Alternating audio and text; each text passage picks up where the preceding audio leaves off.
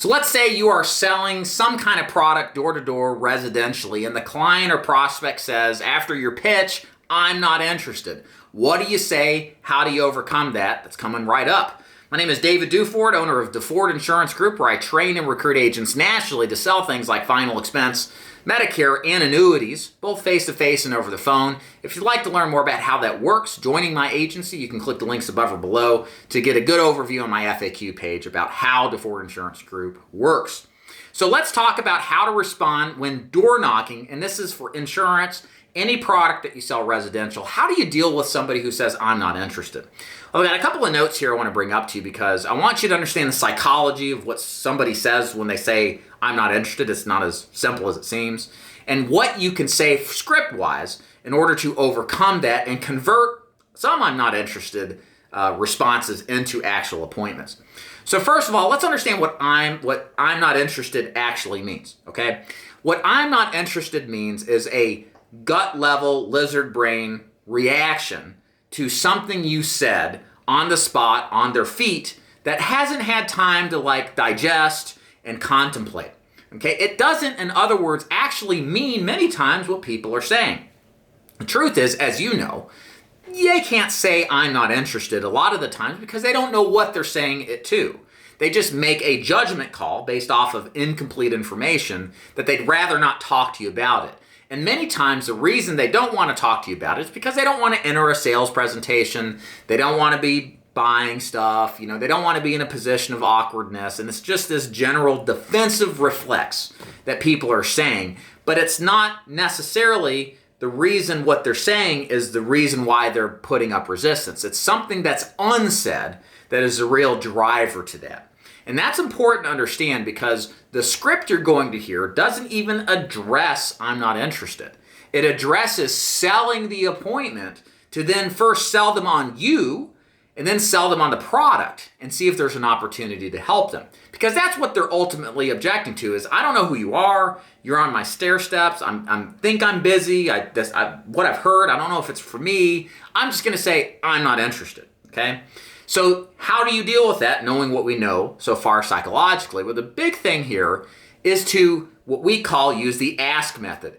Answer the objection, sell the appointment, and then close, okay? And the answer to this objection is not a reason why they should buy. Remember, we're not objecting to what they're saying, we're objecting to what they're feeling and not communicating well. Does that make sense? So what do we say to that? We say, hey, that's okay. That's it. We just say, no problem. That's okay. Some variation of saying, you are okay to say what you did and I understand.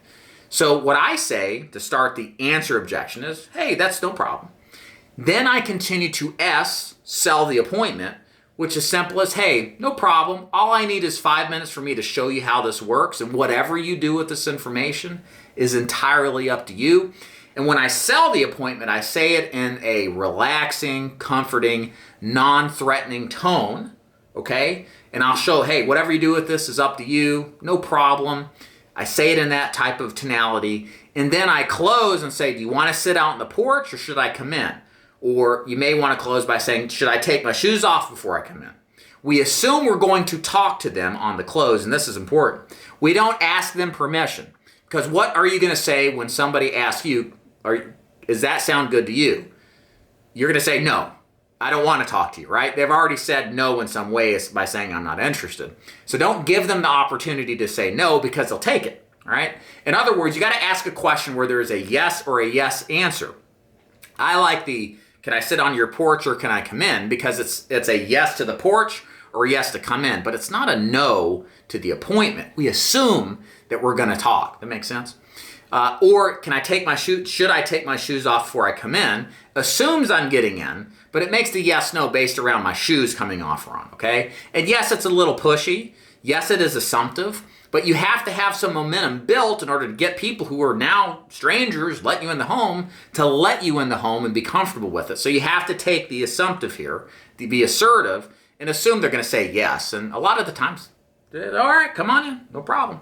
So that's how you deal with I'm not interested at the door when door knocking, cold canvassing for any kind of products whatsoever. And this works for any objection. I've already got what you have. I already got cable. Hey, no problem. All I need is a few minutes to show you how this is completely different, and whatever you do with this information is up to you. You want to sit out on the porch, or should I come in?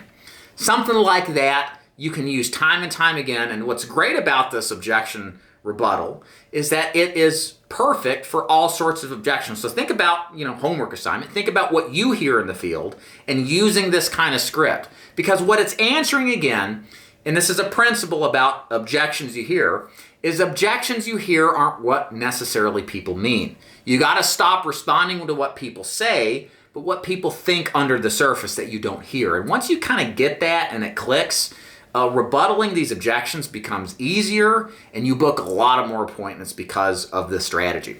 My name is David DeFord. I hope you enjoyed this free sales training. If you'd like to learn more about selling insurance, you can click the links above or below. It'll take you to my website. I got a lot of resources there about how the businesses work. We love selling insurance. There's the ability to build residual income. There's the ability to build a downline team where you can build an income passively through the production of your agents. Lots of resources above and below at the website to learn more about how the business works and how it works with us. Feel free to leave any comments or questions below if you'd like to learn more. And otherwise, thanks so much for watching. See you next time.